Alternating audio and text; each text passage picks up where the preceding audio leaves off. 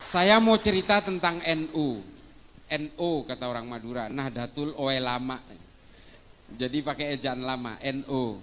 Kalau kata teman saya, Cak Nanto, ini ketua pemuda Muhammadiyah, ini teman saya, di Madura itu 90% itu agamanya Islam, 10%-nya Muhammadiyah katanya. Ini kata Cak Nanto ini. Jadi saya sering sudah menyampaikan di beberapa media sosial, Bu, sebenarnya bahwa ada salah seorang akademisi dari Harvard University, namanya Phil Caruso. Phil Caruso ini adalah Tillman Scholar, nggak perlu saya ceritakan lah apa itu, nggak mungkin ngerti juga. Jadi Phil Caruso ini mengatakan bahwa satu-satunya tonggak yang hari ini, jadi gini ceritanya, ini banyak yang mempertanyakan, kok saya tidak menemukan tulisan itu? Karena memang ini diterbitkan dalam sebuah jurnal terbatas dari Harvard University di Amerika. Nah, saya membacanya itu di Amerika. Jadi mungkin tidak dirilis ke sini karena memang di situ pada akhirnya ketika muncul wacana Islam Nusantara, Phil Caruso ini diserang.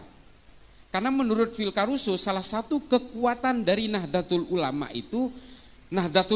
itu adalah satu entitas organisasi Islam terbesar yang percaya bahwa Islam itu bukan alat untuk mengarabkan seluruh umat Islam di seluruh dunia.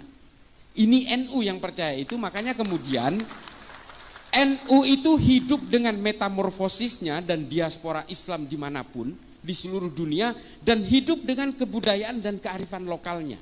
Jadi kalau Islam di Uzbekistan, Bu, itu budayanya ya budaya Uzbek. Islam di Cina itu budaya yang dipakai adalah budaya kearifan lokal Cina, suku Hui, dan termasuk orang-orang Cina di mana namanya di daerah-daerah provinsi bagian barat Cina, itu kebudayaannya kebudayaan Cina. Nah, kalau kita perhatikan dari bagaimana orang Islam ini kemudian menyebar dan kemudian menjaga budaya-budaya lokal itu supaya tidak keluar dari maqasidus syariah, ini sebenarnya pesannya Nabi. Kita tidak boleh percaya bahwa Islam ini adalah instrumennya Allah untuk mengarabkan manusia. Kita tidak boleh percaya itu. Islam ini bagi siapapun. Mau orang Islam di Brazil, di pedalaman Amazon sana, itu boleh memeluk Islam dengan berbagai situasi sosial circumstancesnya. Ini bahasa akademisnya. Dengan berbagai lingkungan sosialnya. Lalu kemudian Nabi menganjurkan kita supaya Islam ini menjadi agama yang bisa menjadi rahmat bagi seluruh umat manusia dan seluruh alam semesta sampai hari kiamat. Artinya apa? Kita tidak boleh terpaku kepada satu budaya saja. Tidak boleh. Yang kita maksud dengan Islam Nusantara itu adalah Islam dalam konteks budaya, bukan dalam konteks hukum-hukum fikih yang mengikat. Lalu kemudian ditanya, oke, kalau orang NU mau naik haji berarti jangan ke Mekah dan Madinah. Itu adalah hukum-hukum agama yang mengikat. Kita tetap, Bu, ke sana. Orang Syiah aja naik hajinya ke Mekah juga kok. Masa orang NU naik hajinya ke tempat lain? Enggak. Konsep yang dinamakan dengan Islam Nusantara ini yang nerangkan, yang orang Islam di Indonesia kok nggak ngerti-ngerti sih. Justru yang menerangkan ini orang Amerika, namanya Phil Caruso. Menurut Phil Caruso, salah satu kekuatan NU itu adalah bahwa dia bisa melebur ke dalam budaya apapun tanpa harus menjelek-jelekkan perbedaan di antara seluruh umat manusia di Indonesia. Ini kelebihannya NU. Ini menurut Phil Caruso, bukan kata saya.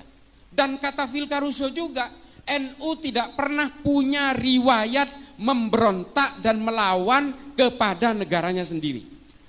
Coba, ini NU kata Phil Caruso. Makanya kemudian NU itu menjadi satu kekuatan tunggal di Indonesia yang kemudian ada sekoci-sekoci di sekitarnya, ada Muhammadiyah, ada Persis, ada Al-Irsyad. Al-Irsyad zaman dulu bukan yang sekarang. Al-Irsyad yang sekarang udah tercemar. Ini direkam kan? Biar jadi perhatian lah, nggak apa-apa. Al-Irsyad zaman dulu isinya itu adalah para habaib yang tawaddu. Hari ini Al-Irsyad sudah tercemar dengan paham-paham ideologi transnasional yang mengajarkan orang untuk menjahiliahkan orang, membid'ahkan orang dan sebagainya. NU tidak pernah gelisah dengan keimanan orang, Bu. Kita tidak dididik untuk kemudian membenci orang yang berbeda. Kita tidak pernah dididik untuk menjadi seperti itu. Saya lahir di keluarga pesantren, saya lahir dari kalangan Nahdien hingga hari ini, saya tidak pernah diajari untuk membenci, mencaci maki, mencelakai, membinasakan orang lain yang berbeda. Tidak pernah. Nah, itu yang kemudian menjadi kandungan utama dari NU. Nah, kemudian NU ini menjadi tonggak yang sangat penting di negara ini. Kenapa? Nah, ini tinjauan secara empiris dari yang dilakukan oleh Phil Caruso dalam penelitiannya, karena berangkat dari penelitian terhadap Densus. Bapak Ibu sekalian, Phil Caruso mengatakan Densus telah berhasil mengatasi gerakan-gerakan radikal, ekstrim dan teror di Indonesia, tapi tidak bisa ditiru oleh negara lain. Nah, ini ditulis sampai sekarang masih ditulis oleh salah satu website namanya Middle East Institute, MEI. Ada itu, kalau mau di googling bisa baca. Nah, ini tulisan Phil Caruso yang mengatakan Densus itu berhasil mengatasi gerakan teror di Indonesia, tapi tidak bisa ditiru oleh negara lain. Somalia itu mati-matian mau niru Densus nggak bisa. Karena apa? Kata Phil Caruso, karena negara lain tidak bisa meniru Densus karena negara lain tidak punya NU. Baca, kalau saya disangkain ngecap, baca tulisan, googling aja Phil Caruso, PHILCARUSO, baca di situ, muncul paling awal di situ. Nah, ini bisa dibaca, artinya apa? Karena tidak punya NU. Apa coba? Mengapa NU itu kok seolah-olah betul-betul dianggap paling penting di negara ini? Sok penting gitu, enggak juga. Banser itu, saya kenapa nangis tadi waktu apel Banser, Bu? Saya itu betapa bangganya. Wallahi tallahi billahi, saya betul-betul begitu bangganya saya melihat tadi apel Banser. Saya membayangkan kalau Mbah Hashim hidup hari ini.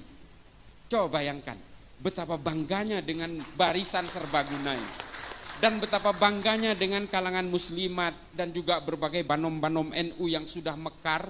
Ketika NU berdiri tahun 1926 itu harus pura-pura membuat acara haulnya Mbah Holil di Surabaya. Ini berdirinya NU tahun 26 itu sampai harus berpura-pura. Hari ini kita bisa bergerak terbuka, bisa apel di lapangan alun-alun Magelang dan sebagainya. Ini betul-betul barokah para ulama. Nah, Banser ini jumlahnya 7 juta, Bapak Ibu sekalian. Ini soheh ini. Karena Gusmen kebetulan teman saya.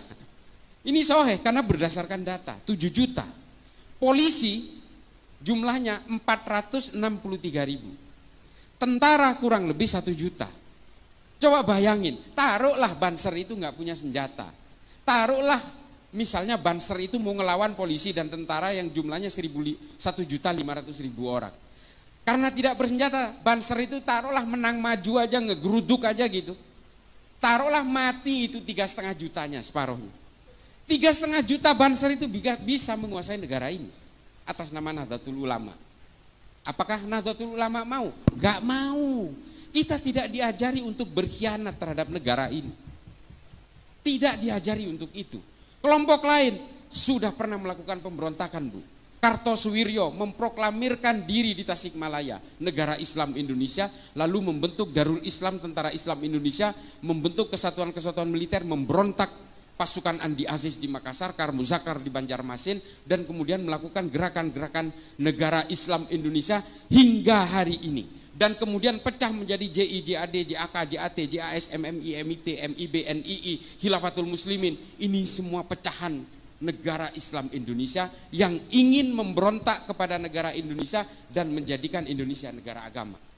Apakah ini pernah dilakukan NU? Tidak pernah. Padahal NU itu adalah organisasi terbesar. Bansernya aja 7 juta. Belum kalangan Nahdiennya.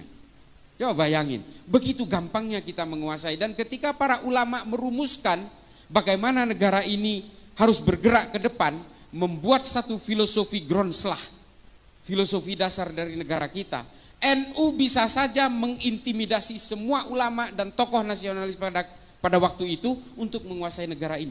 Tapi para ulama NU tidak mau melakukan itu. ulama-ulama NU merekrut berbagai tokoh agama nasionalis dan berbagai organisasi dari Muhammadiyah dan sebagainya untuk merumuskan bersama-sama bagaimana kita ke depan supaya kita tadi tidak saling gontok-gontokan. Lalu kemudian diputuskan sebuah al-asobiyah. Ini kata Ibnu Khaldun, Bu, dalam Al-Muqaddimah. Para ulama kita ini nggak bego, nggak bodoh. Beliau itu membuat rumusan bersama itu berdasarkan rujukan pemikir-pemikir Islam abad pertengahan. Namanya Ibnu Khaldun, namanya Abu Bakar Ahmad Ad-Dinawari. Ada kitab namanya Al-Mujalasah wa Jahirul Ilmi yang membahas tentang bagaimana membela negara. Dan kemudian merumuskan Pancasila dengan Bhinneka Tunggal Ika, yang kemudian setelah kita teliti hari ini ternyata terilhami dari tulisan Ibnu Khaldun dalam Al-Muqaddimah pada abad ke-13. Coba, ulama kita ini nggak begitu aja memikirkan itu. Oh, kemudian kalau kita berpikir hari ini al-asobiyah itu adalah Pancasila, ya itulah hasil rumusan para ulama. Karena dulu Nabi ketika menguasai Madinah, beliau langsung membuat satu piagam Madinah sebagai tonggak kesepakatan bersama antara suku Aus dan suku Hazrat, pribumi dan pendatang yang kemudian disatukan dalam Muhajirin dan Ansor, dan menyatukan orang-orang Nasrani dan orang Yahudi menjadi satu entitas bersama bernama negara Madinah dengan piagam Madinah. Piagam Madinah ini mengatur apa? Mengatur hak dan kewajiban yang sama antara orang-orang yang berbeda, ya. Lalu kemudian mengatur juga semua bahwa manusia siapapun di Madinah, harkat dan martabatnya harus semuanya diakui tanpa melihat latar belakangnya, suku maupun agamanya. Nah, dari sini kemudian memecah dua pemikiran tadi yang saya sebutkan. Abu Bakar Ahmad Ad-Dinawari menulis Al-Mujalasah wa Jahirul Ilmi, merumuskan itu. Artinya apa? Membela negara itu adalah hukumnya wajib. Ini juga yang kemudian oleh Mbah Hashim ditekankan kepada kita, kita semua adalah fardhu ain dalam membela negara. Ini semua sanadnya mengalir dari Kanjeng Nabi. Lalu kemudian ada seorang mu'allaf tiba-tiba ujuk-ujuk umur 40 mengenal Islam, namanya Felix Yao, mengatakan membela tanah air tidak ada dalilnya dalam Islam. Saya katakan sedikit kasar, ini goblok namanya. Salah satu korban perang Uhud itu namanya Mukhairik, orang Yahudi. Hanya 2 kitab sejarah yang menerangkan Mukhairik ini sudah memeluk Islam ketika ikut perang Uhud, tapi 8 diantaranya yang lain mengatakan dia masih Yahudi. Mukhairik ini adalah seorang pemuka agama Yahudi, kalau di Yahudi itu namanya rabi. Dia adalah seorang rabi. Perang Uhud itu terjadi hari Sabtu. Karena hari Sabtu, Mukhairik ini dilarang oleh keluarganya. Kamu ini hari ini adalah hari Sabat. Orang Yahudi tidak boleh keluar rumah. Tapi Mukhairik mengatakan, saya harus membela Nabi karena selama ini Nabi telah melindungi kita. Kaum minoritas seperti kita dilindungi oleh Nabi, maka ketika Nabi berperang saya harus ikut. Mukhairik memaksa keluar untuk berperang bersama Nabi dalam perang Uhud. Lalu kemudian Mukhairik gugur. Tapi sebelum Mukhairik berangkat ke perang Uhud, Mukhairik meninggalkan catatan fatwa waris kepada keluarganya bahwa 3 kebun kurma dan 51% dari 51 bagian dari seluruh harta saya, kalau saya mati di perang Uhud, serahkan kepada Nabi. Nah, 2 kebun kurma dan 1 kebun anggur, kalau dalam Tarikh At-Tabari disebutkan. Ini kemudian ketika gugur Mukhairik dalam perang Uhud, semua harta yang difatwa wariskan ini diserahkan kepada Nabi. Lalu Nabi membuat lembaga wakaf pertama di dunia, Baitul Mal pertama di dunia, untuk menyantuni janda-janda perang dan anak-anak yatim karena korban perang. Nah, Baitul Mal pertama yang dibuat oleh Nabi ini modalnya dari mana? Dari orang Yahudi yang namanya Mukhairik. Ini loh yang dimaksud bahwa semua orang punya hak dan kewajiban yang sama dalam satu negara, menjunjung tinggi kesepakatan bersama yang bernama Pancasila yang pada zaman Nabi disebut Piagam Madinah. Ini Bapak Ibu sekalian. Jadi ajaran-ajaran yang dilakukan oleh para ulama NU untuk merumuskan Pancasila sebagai dasar negara ini tidak ujuk-ujuk. Pemikiran Ibnu Khaldun ini kemudian dipakai oleh Adam Smith, John Locke, John Maynard untuk merumuskan demokrasi modern hari ini.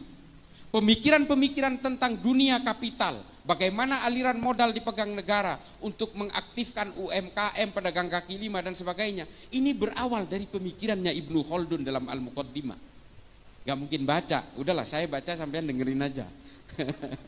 Tapi kalau mau tertarik, baca Al-Muqaddimah. Komplit tentang politik, ekonomi, sosial dan sebagainya. Karena Ibnu Khaldun ini juga seorang ahli sejarah. Ibnu Khaldun juga seorang polimath, ahli dalam segala hal. Nah, dulu pemikir Islam itu semuanya polimath. Polimath ini artinya adalah bisa apapun. Ibnu Sina itu selain ilmu kedokteran, dia juga bisa mengukur jarak antara bulan dan matahari. Ini Ibnu Sina ini. Hari ini oleh orang-orang Wahabi dikafirkan karena dia orang Persia.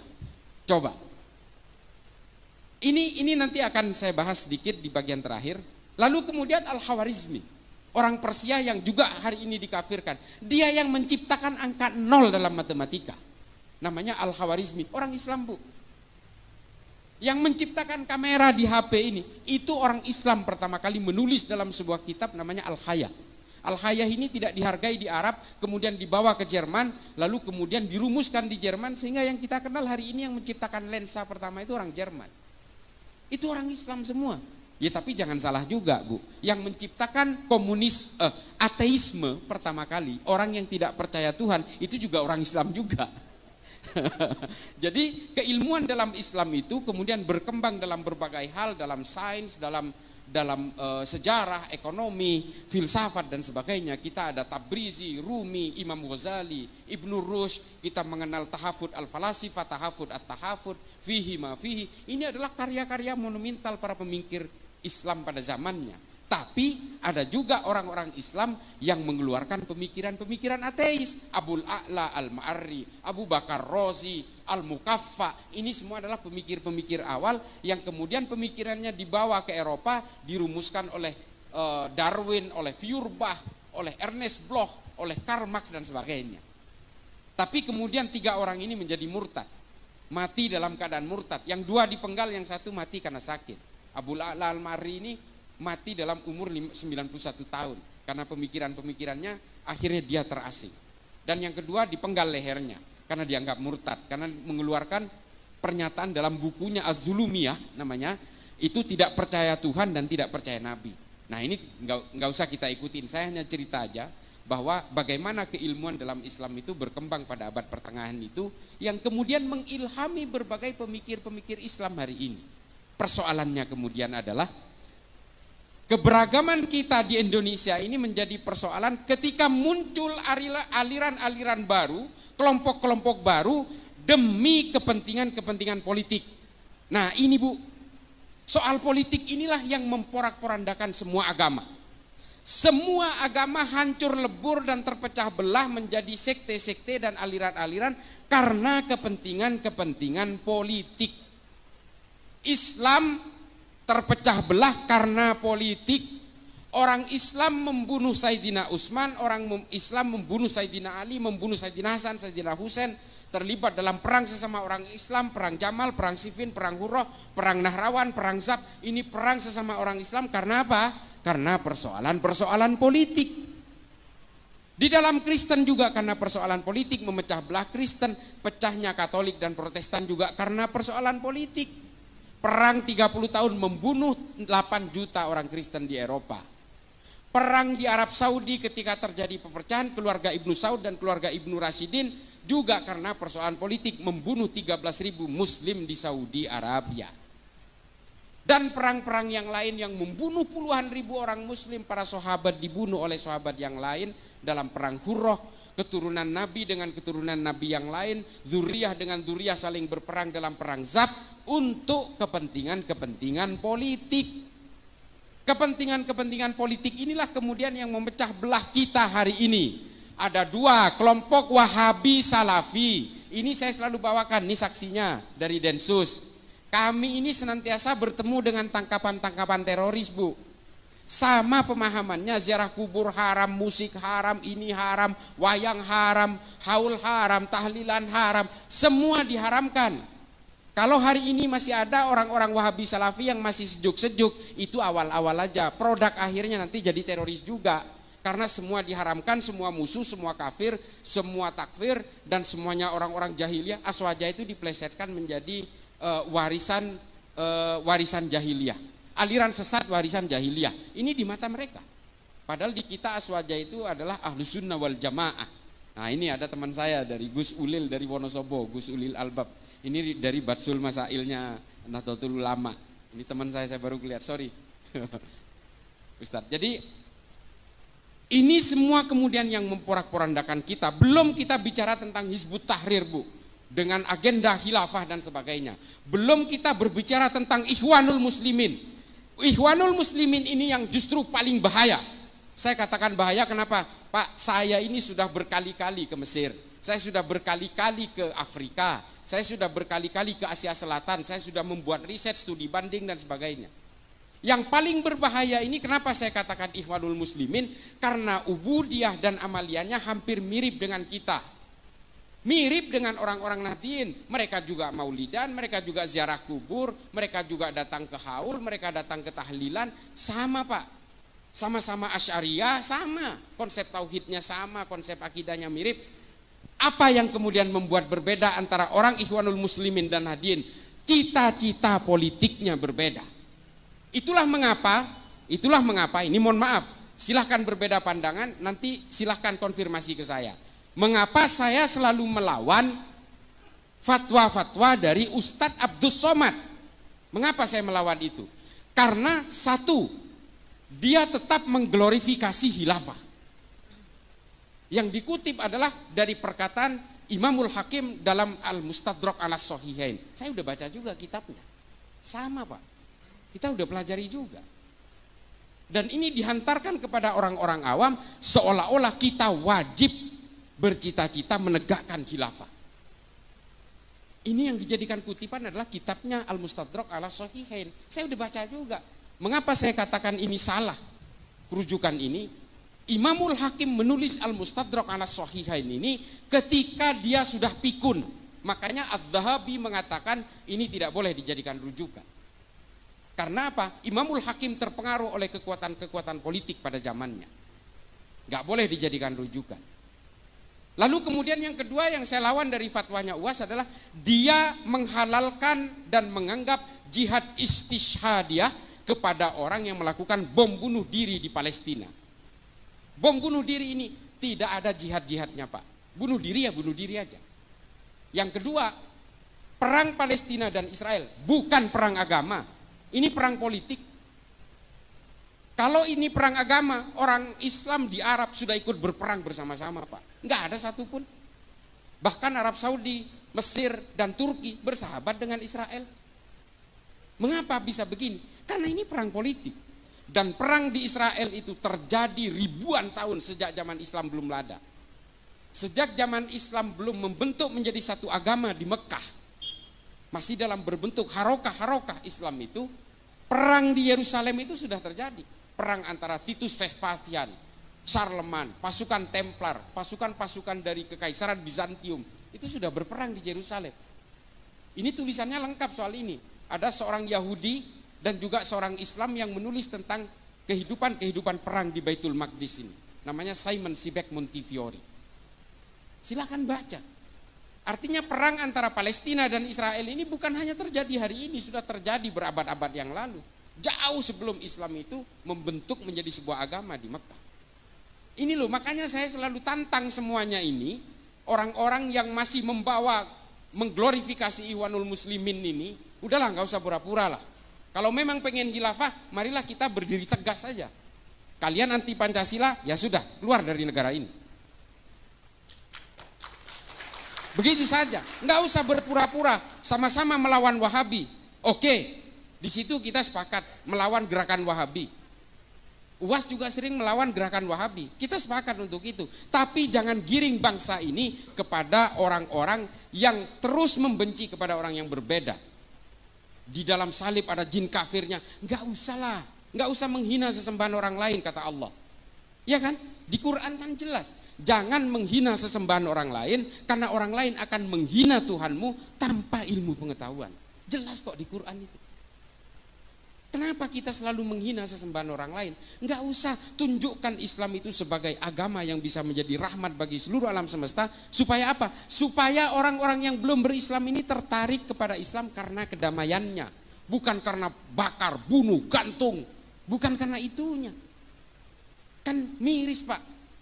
Ada juga kelompok lain di dalam kita yang memecah belah kita hari ini. Kelompok FPI. Ini mohon maaf Pak. Kalau masalah kita itu suruh takdim kepada para habaib, jangan kalahin orang NU.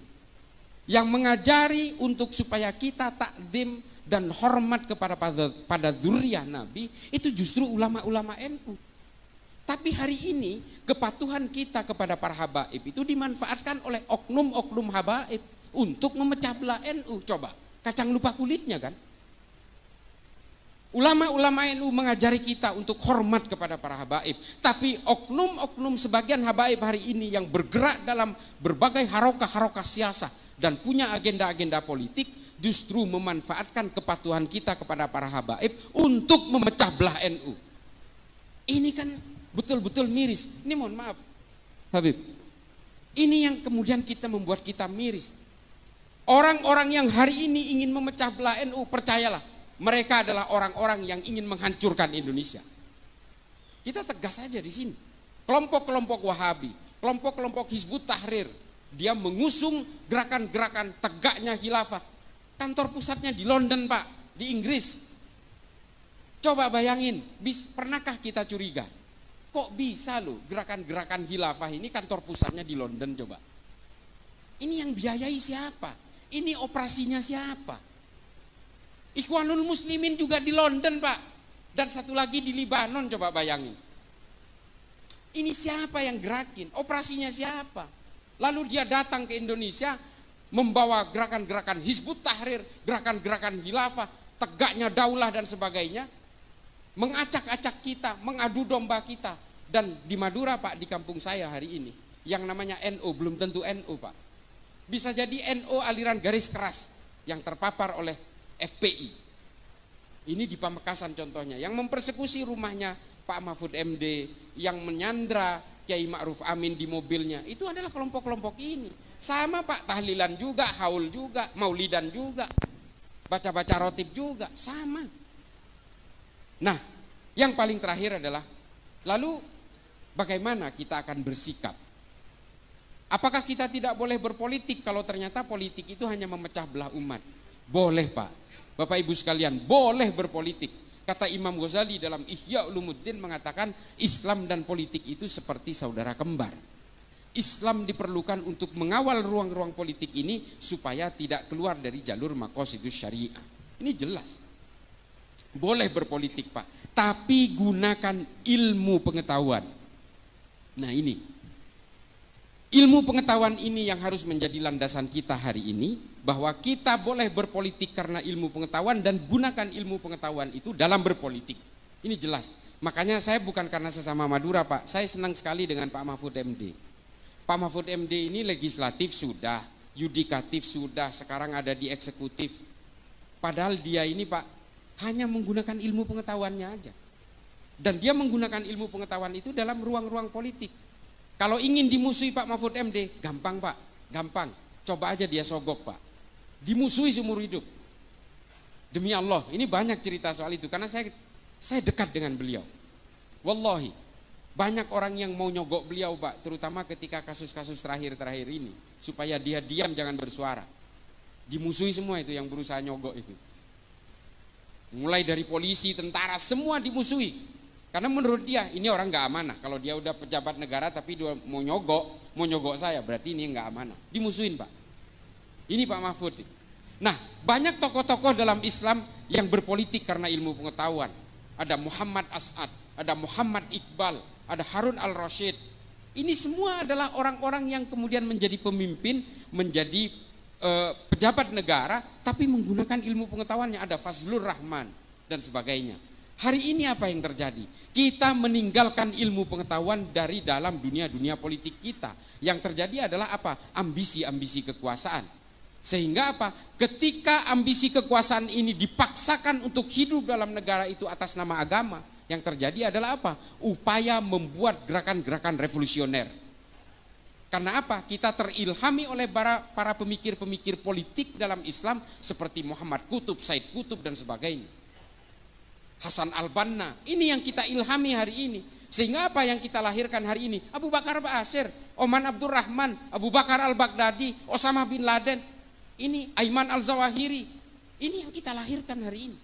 Kita tidak lagi melahirkan Ibnu Sina, Al-Farabi, Al-Kindi, Al-Khawarizmi, Tabrizi, Rumi, Imam Ghazali. Kita tidak lagi, Ibnu Khaldun, kita tidak lagi melahirkan mereka-mereka ini semua. Yang kita lahirkan adalah orang-orang yang mengglorifikasi kekerasan, pembunuhan, perang dan sebagainya. Upaya-upaya revolusi, gerakan-gerakan toli'ah. Nah, ini kan miris, Pak. Islam itu pernah berjaya karena ilmu pengetahuan, bukan karena politik. Itu lihat di YouTube saya dengan Bang Akbar Faisal. Saya bisa buktikan itu semua secara empirik dan historik. Kita tidak pernah berjaya dalam dunia politik. Kalau kita berjaya dalam dunia politik, sampai hari ini mungkin politik Islam sudah berjaya di mana-mana. Tidak, Pak. Di Granada tumbang abad ke-14. Kekhalifahan Turki Utsmani tumbang 1924. Dan akhirnya yang terjadi apa hari ini? Monarki-monarki di negara Arab yang masih mengatasnamakan Islam. Padahal semua itu adalah untuk kejayaan keluarganya mereka. Kejayaan dinasti-dinasti. Ini bukan politik Islam, ini politik keluarga aja. Seperti Ibnu Saud di Qatar, Kuwait, ini kan keluarga semua. Nah, ini kan mulkan-mulkan yang sebenarnya hanya mengatasnamakan Islam, tapi sebenarnya nggak Islami juga. Orang-orang dari kerajaan-kerajaan Kuwait, Qatar dan sebagainya, kalau ke Eropa, mereka pakai bikini juga, Pak. Bu, mereka pakai bikini juga, ya artinya mengumbar aurat juga. Sama, karena mereka memang tidak Islami. Ini adalah kekuasaan-kekuasaan politik.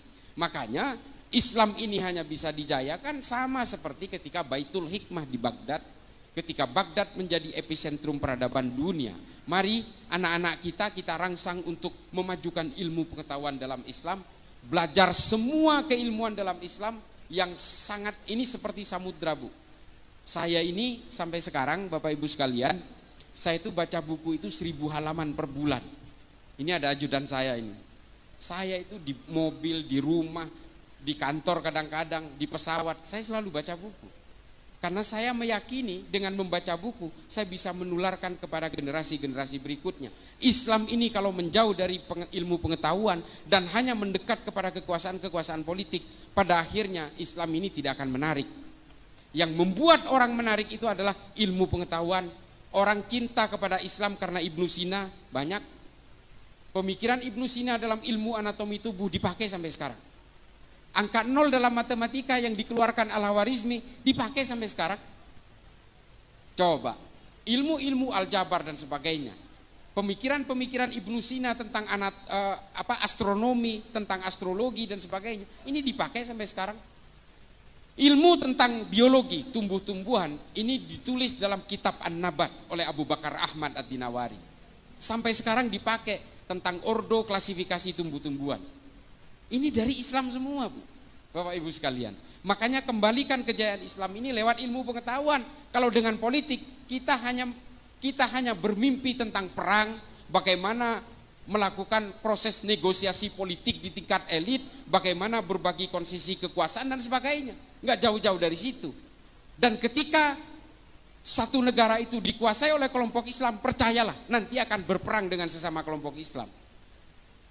Di Afghanistan sudah terjadi, Bu. Taliban menguasai atas nama Islam, tapi kemudian muncul musuh dari aliansi utara, muncul musuh dari ISIS Khorasan.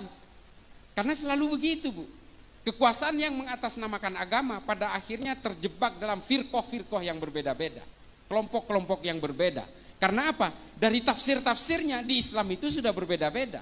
Dari mazhab sudah berbeda-beda, dari manhaj sudah berbeda-beda. Makanya ketika kelompok Islam itu menguasai satu panggung politik, biasanya perpecahan terjadi.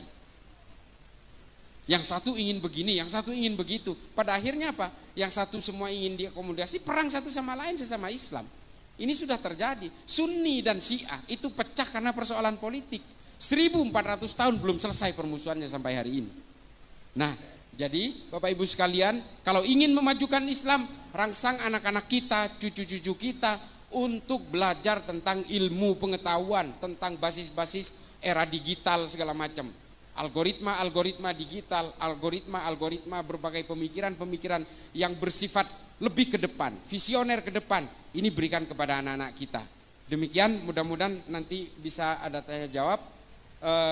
Ini mudah-mudahan bisa menjadi manfaat bagi saya pribadi yang fakir ilmu ini, dan juga bisa bermanfaat bagi Bapak Ibu sekalian. Akhiran, ihdinas siratal mustaqim, wallahul muwafiq ila aqwamit thoriq. Wassalamualaikum warahmatullahi taala wabarakatuh. Waalaikumsalam warahmatullahi wabarakatuh. Masya Allah, daging banget gitu ya ngajinya ya Gus. Masya Allah, luar biasa sekali.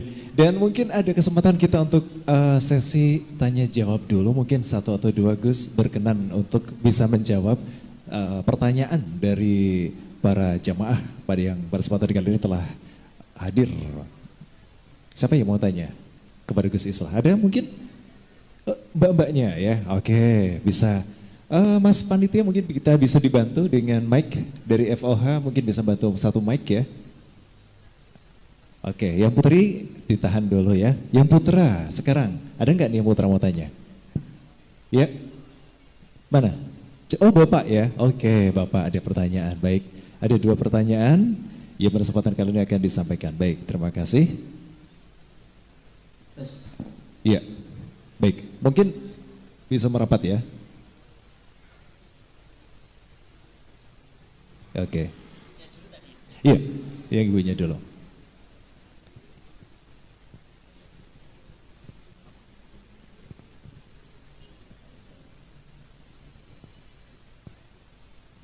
Sebelumnya nama, status dosen.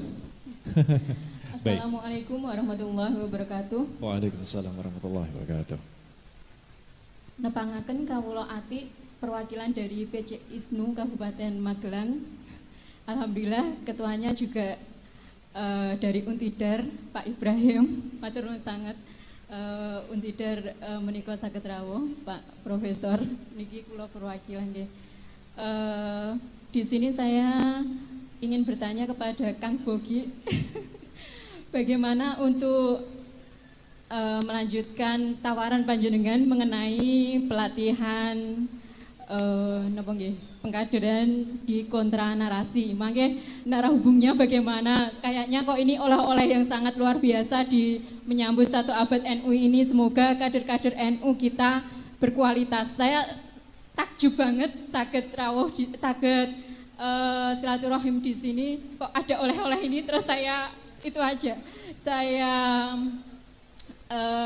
langsung di follow up ya? Gitu. Yeah. Kersane ada tindak lanjutnya, tidak hanya omong kosong ngoten nggih. Yeah. Terima kasih dari saya. Wassalamualaikum warahmatullahi wabarakatuh. Waalaikumsalam warahmatullahi wabarakatuh. Baik, berikutnya yang di belakang dari Mas Moy. Bapak, ya. Assalamualaikum warahmatullahi wabarakatuh.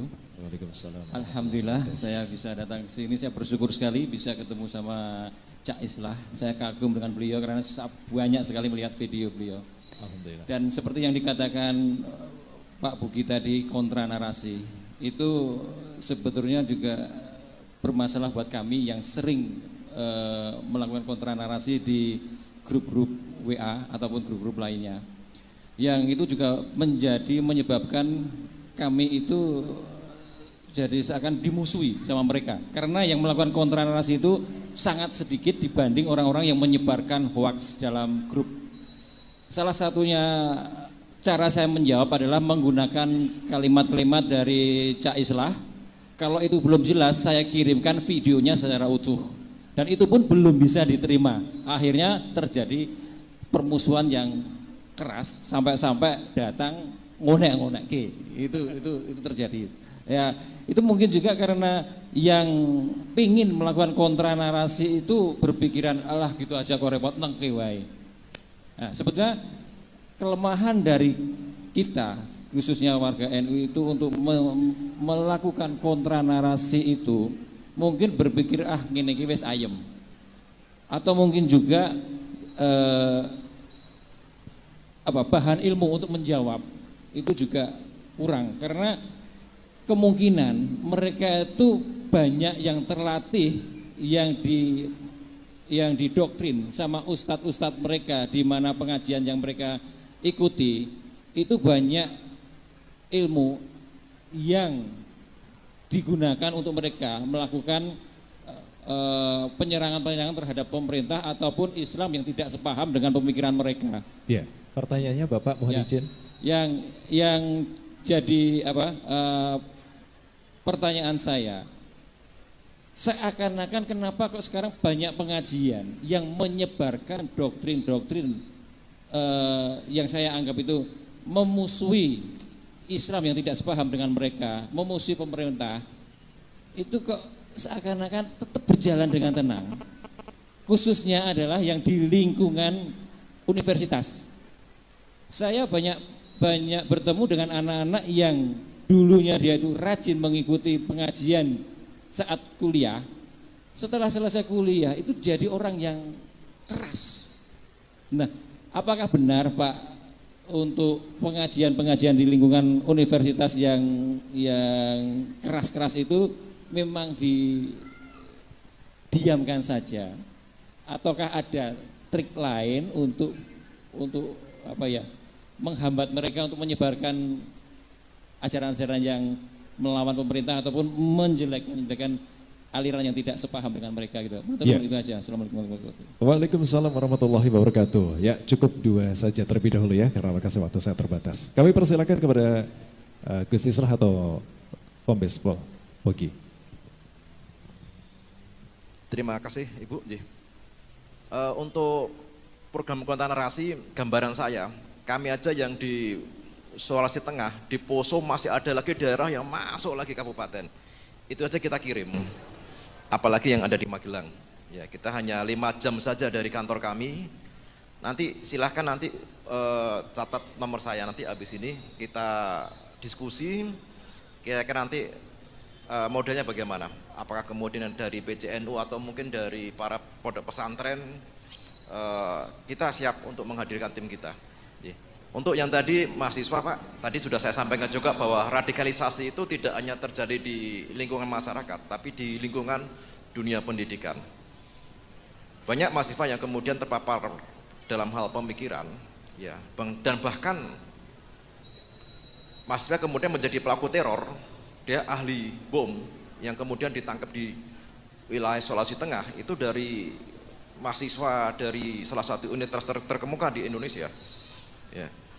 Jadi memang radikalisasi yang kemudian dibawakan oleh kelompok misalnya HTI itu banyak merambah ke dunia pendidikan. Bahkan dalam rilis terakhir dari BNPT kalau tidak salah ada indeks radikalisasi anti Pancasila itu di beberapa universitas itu ada, termasuk universitas negeri itu ada juga. Nah, ini menjadi garapan kami sekarang. Ya, bagaimana kemudian kita bisa menangkal, mencegah radikalisasi yang terjadi di lingkungan mahasiswa. Karena ini berbahaya Pak, sangat berbahaya. Di mana sebenarnya otak-otak mahasiswa yang produktif untuk membangun negara ini ternyata hanya dicokoki oleh doktrin-doktrin yang kemudian mereka ingin singkat, jalan singkat untuk menjadi seorang mukmin ya dalam kacamata mereka.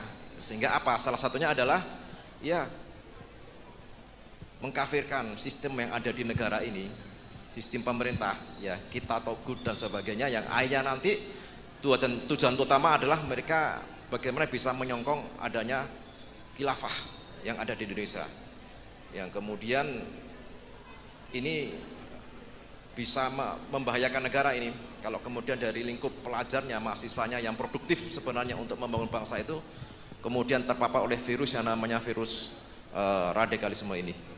Begitu Pak, ya sekali lagi itu ada Pak, dan itu sedang menjadi perhatian khusus dari negara terkait penyebaran radikalisme di lingkungan kampus atau mahasiswa. Terima kasih. Baik, terima kasih. Ya. Baik, mungkin Gus Islah mau menambahkan sedikit saja.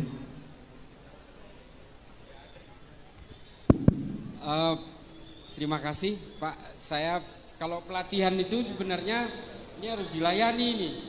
Ini ada kontra narasi. Nah, biasanya kalau ada training tentang algoritma digital ya, Mas Bogi istilahnya.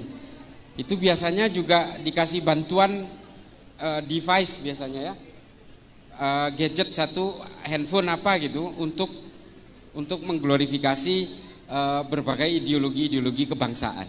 Nah, menyikapi berbagai konten yang ada di media sosial, Bapak Nyun Sewu, ini memang menjadi satu persoalan yang sangat nasional hari ini. Satu, karena memang Kominfo ternyata tidak bisa berbuat apapun. Entah mereka tutup mata atau ada satu sistem yang kemudian leaking di dalam, sehingga berbagai konten itu sebenarnya sangat mudah secara digital untuk di block out.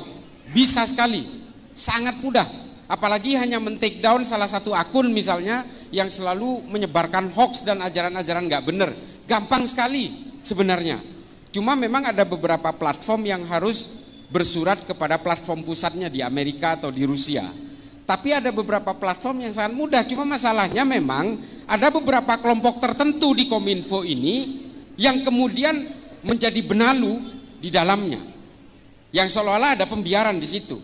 Saya bisa bersaksi soal ini, karena ini salah satu kerjaan saya adalah mondar-mandir dari Kominfo.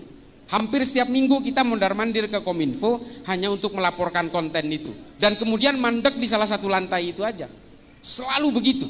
Ini mohon maaf, saya harus terbuka soal ini. Karena ini adalah keluhan kami juga.